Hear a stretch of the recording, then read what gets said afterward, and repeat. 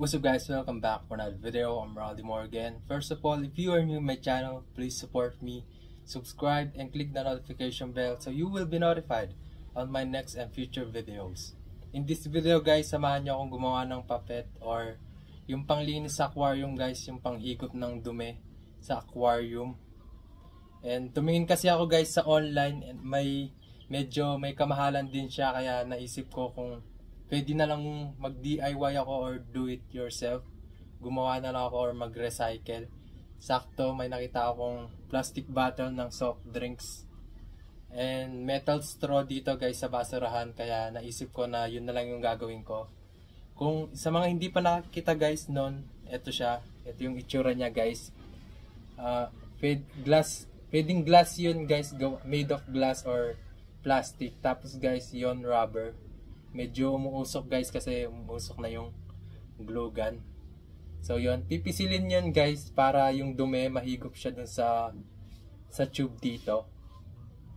Tapos ito guys yung nakita ko na plastic bottle ng soft drinks. Tapos yung metal straw. Yung gagawin natin ngayon guys is ito, ilalagay natin dito. Ididikit natin sa takip. Tapos yun na yung magsisilbing tube niya guys, tapos ito yung magsisilbing rubber or yung panghigop dun sa dumi ng isda. So pag natapos ko siya ngayon, susubukan na rin natin or itatry natin kung gagana.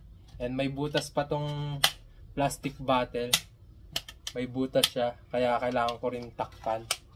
Ito guys yung gagamitin natin, glue gun. Umuusok na siya guys, masyado nang mainit. Kanina ko pa kasi sinaksak.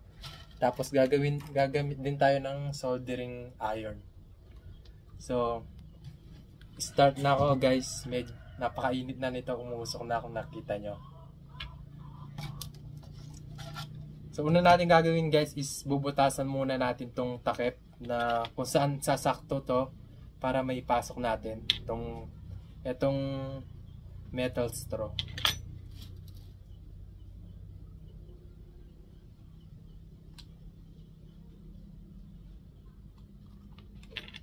Yan, tatry natin guys kung sasakto na.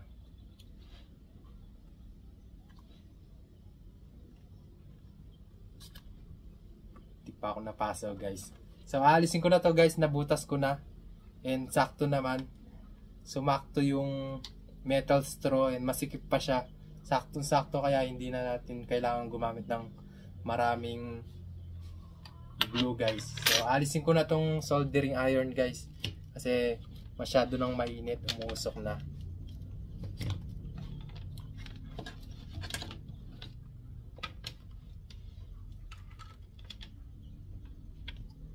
Ito guys yung nabutas ko. Yan, tapos ito kailangan natin guys takpan yung butas para kapag pinisil natin guys mahihigop, hindi lalabas yung hangin dun sa butas. So ito guys yung glue gun, tumutulo na.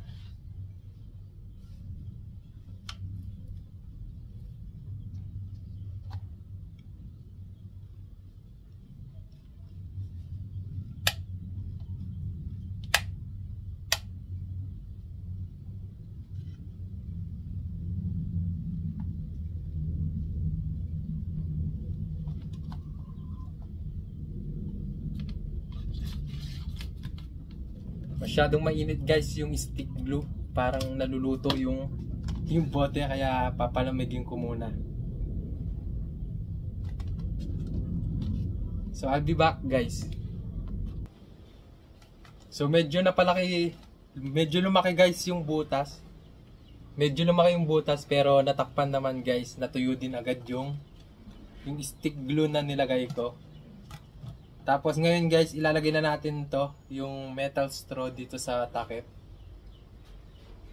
Yan, gagamit din tayo ng stick glue guys para idikit to.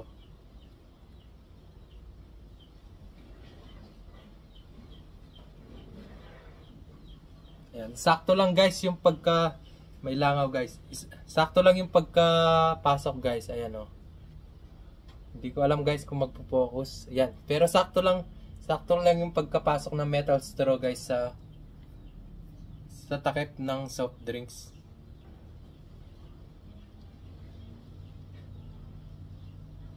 Yan. Sakto lang kasi para kapag nakahigop na siya ng dumi or tubig, pwede natin ilabas agad yung nahigop nito, guys. So, ididikit ko na siya. Yan. Titignan ko lang, guys, kung pantay na siya.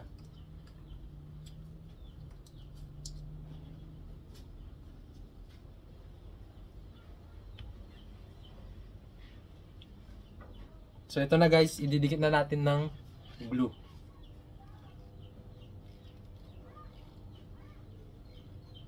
Medyo dadamihan ko na, guys, para mas matibay siya.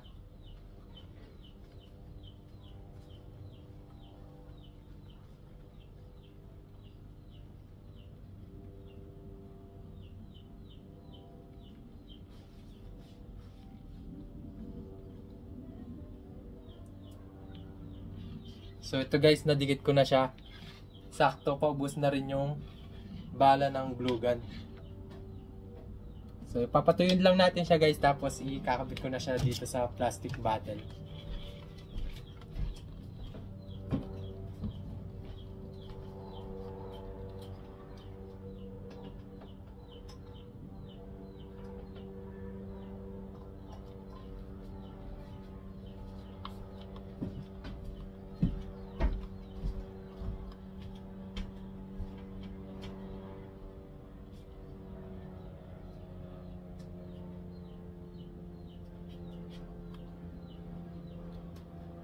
Tinanggal ko na sa saktong glue gun, guys, kasi masyadong mainit. And ngayon, dinagdagan ko siya ng stick glue, yung bote.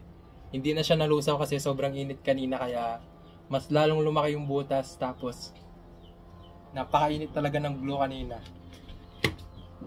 So yan, papatuyuin ko lang siya, guys. Tapos, pag natuyo na, babalikan ko kayo. Itatry na natin siya dun sa tank na maraming dumi or medyo marumi. Susubukan na natin siya, guys, kung gagana siya. I'll be back. I'm back, guys. Tapos eto na, natapos ko na, guys, yung puppet na ginawa ko or DIY puppet. Eto, guys, yung pang ano ng isda, pang higop ng dumi ng isda sa ilalim ng tubig. So susubukan na natin siya, guys. Natuyo na siya. And sinubukan ko naman galaw-galawin yung metal straw. Matibay naman yung pagkakagawa niya. So yun, pupunta na tayo dun sa setup ko ng mga tank or fish tank. Tapos susubukan na natin siya, guys. So nandito na tayo. Susubukan na natin siya, guys, dito sa mga breeder ko or sa mga adult guppy. So kung nakita nyo, guys, dito sa sulok, napakadaming dumi. Tsaka doon, tsaka nandun sa gilid. Kahit may susuyan, guys, masyado pa rin mabilis dumumi dahil sa marami din sila, guys, yung mga breeder na to, sa mga nasa 10. Yung isa, guys, yung isa, ito yung pinakita ko, guys, na fry dati doon sa mga nakaraang video ko. Ito yung fry na pinakita ko noon. Papakita ko sa inyo, guys, zoom ko. Medyo malabo, guys, yung tubig kasi nagpakain lang ako kaninang umaga. Umaga pa rin ngayon, guys. Ayan. Yan yung fry dati, yung napakaliit, guys, na nakita nyo dati. So, yan. Susubukan na natin to, guys. So, subukan natin dito sa sulok. First, guys, dapat pigain nyo muna bago nyo ilubog sa tubig para pag nirelease nyo yung pagkapiga nyo dito sa plastic bottle, ihigupin niya na yung dumi. So, susubukan natin siya, guys. Ayun, guys, hinihigop niya, nakita nyo.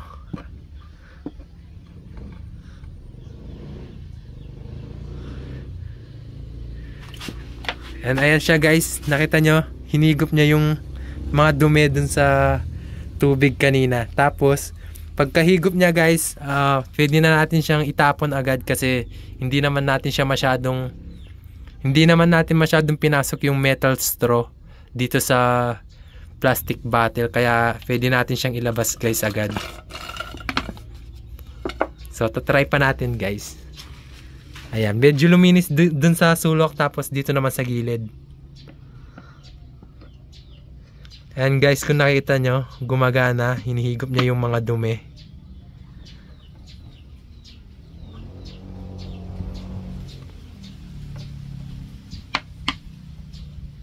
Yan, tatapon na natin siya guys.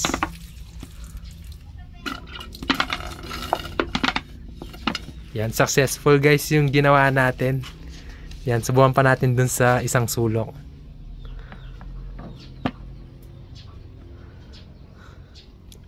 Ayan, kung nakita nyo guys, hinihigop niya talaga yung dumi.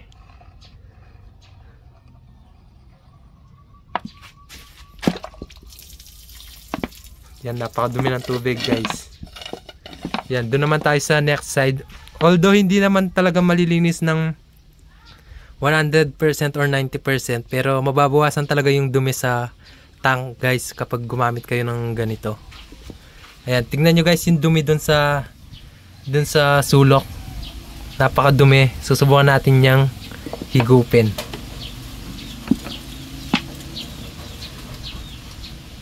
Ayan guys, nahihigop talaga yung dumi.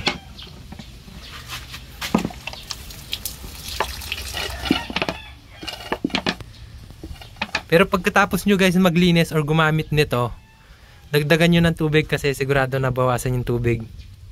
Ayan, dito guys sobrang dumi, tignan nyo. Ayan. So susubukan natin siya guys higupin.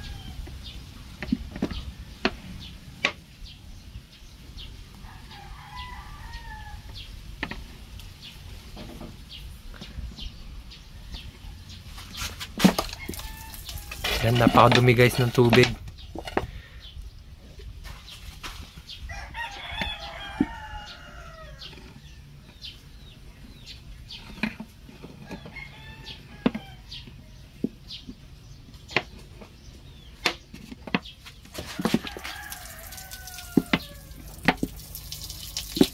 Medyo mabilis lang naman guys maglinis ng tank.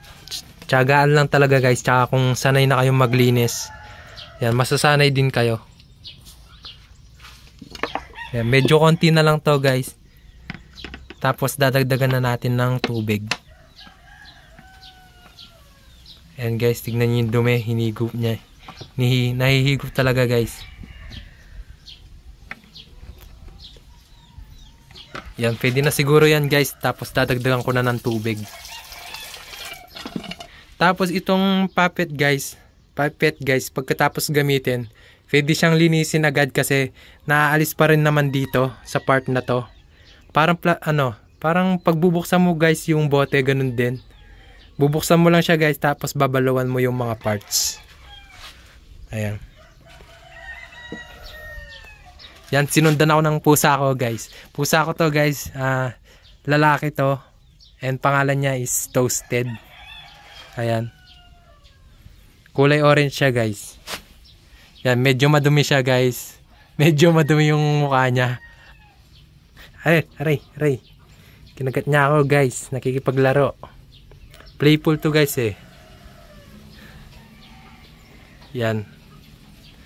Pinupuntahan niya guys yung mga isda ko dito. Siguro gusto niyang hulihin. Yan, magdadagdag na tayo guys ng tubig. Dito pala ako kumukuha ng tubig guys. Stock water to para guys, para iwas chlorine or chlorine yung tubig kapag nagwa-water change. Tsaka para malapit na rin sa mga tank kapag magdadagdag or magpapalit tayo ng water or magwa-water change guys. Ayan. Mababaw guys yung tubig nitong tank na to kasi hindi ko pa siya nagagawa. Yan. Pero hindi naman talaga guys, hindi naman talaga nawawala yung tubig dyan or buwababa ng husto yung hindi na makakalango yung isda. Buwababa lang naman siya guys ng mga 1 inch or 2 inch sa tank na yan. Pero saktong-sakto pa rin yung tubig guys kahit mabawasan yung tubig ng tank. So yung tatakpan ko na ulit yung tubig dito sa drum kasi minsan inaano ng lamok guys yung mga mosquito larvae. Mga 1 week lang guys kapag nakaiwan na nakabukas, pwedeng pamahayan ng lamok. So yun guys, huhugasan ko na to. And that's all for this video guys. Thanks for watching. See you to my next video.